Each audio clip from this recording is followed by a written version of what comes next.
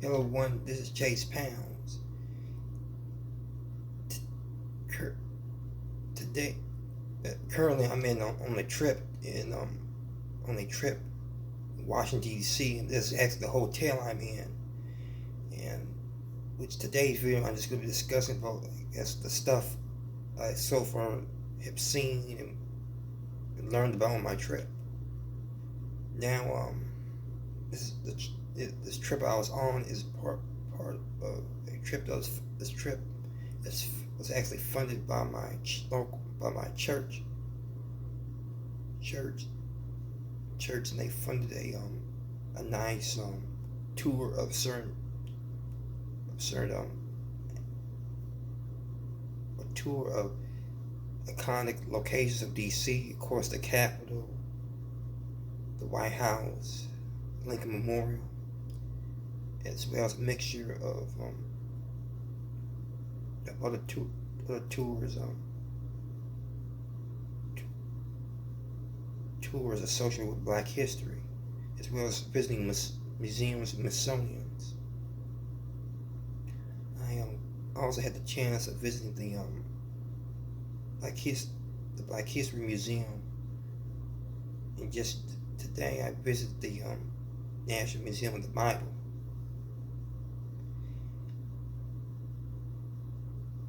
The Bible,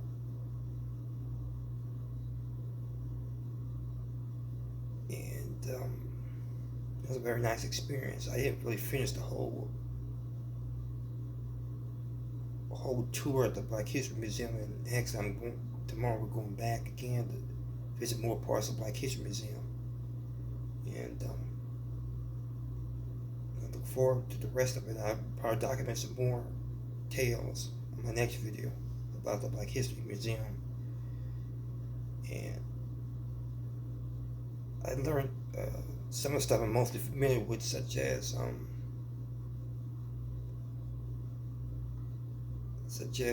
about slavery existing in D.C., which I mentioned in one of my videos on the misperceptions of slavery.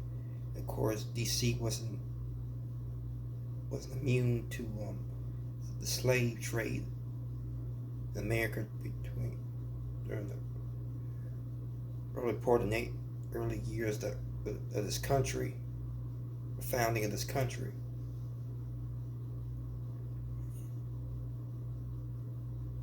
And we had a nice tour guide. She mentioned some interesting, like, historical perspective of DC, and she referenced several areas in DC that were once the site of slave auctions, such as the Capitol. There's now a statue. At one point in time, it used to be a slave auction, and she took us as we was crossing the bridge from the Potomac River. She referenced, and I kind of had prior knowledge of this. It was once the site of an attempt escape from 1848. A group of people was set to escape from the harbor. Unfortunately, that was unsuccessful, as someone supposedly had told of the escape, and that's what made the escape a failure. I think people were probably sold. And I also got the chance to stop by Frederick Douglass's house, his home. I wasn't able to go inside, but we was able to see the outside of it from the streets.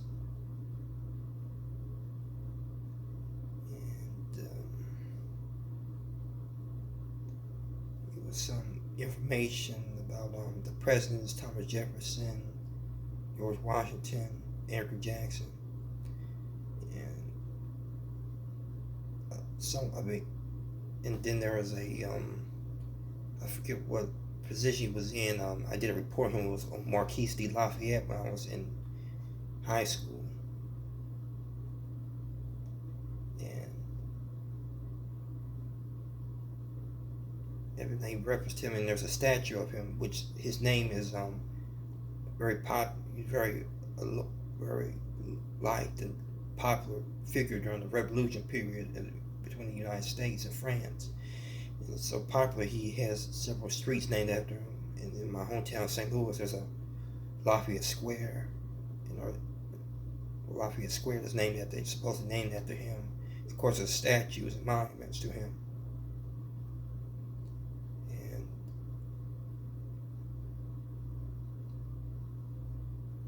there was there's also an interesting part of the tour where we also got to, not only that, I also got to visit Howard University, which I didn't know at the time. I know Howard University was in D.C. I thought it was either in Baltimore or Boston,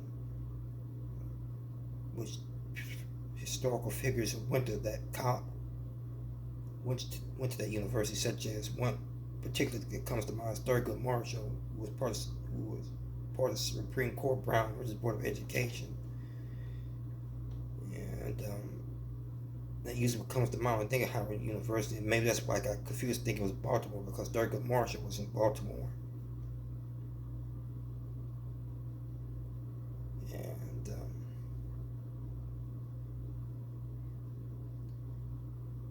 And I think other figures went there. Donny Hathaway, who's from my hometown St. Louis. Archie P. Henson, to name a few. And there's a lot of history to the D.C. Area and black history as well. We got a chance to stop by where the hotel where the Watergate incident took place, which is about 50 years when it took place. And I also visited the Ford Theater in the spot where Lincoln died, which I didn't know. Those areas were nicely well preserved. I should have known. Well, it's kind of not too surprised because it's history. I think they were preserved, but I just didn't know the theater still existed. And I think it's a functioning theater, but I think it does plays, of course, like it did back in the 19th century, and it had a gift shop next to it.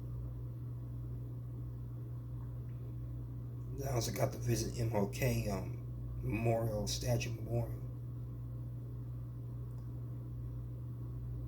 And one thing that I also like to add that also interested me was that the tour guide had mentioned that reference that some people who boarded the RMS Titanic reside in D.C., which I kind of had the feeling that there were some people from D.C. that who once was on the Titanic.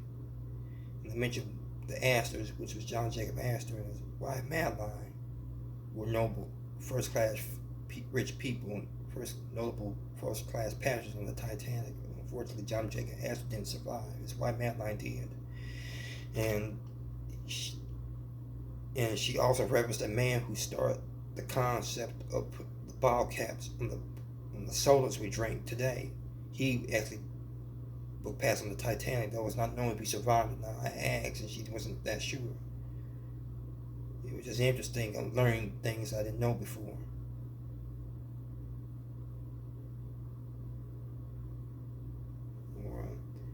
And that's some of the things that stood out during the trip so far. It's still taking place. I still got 2 more days before I head back to St. Louis.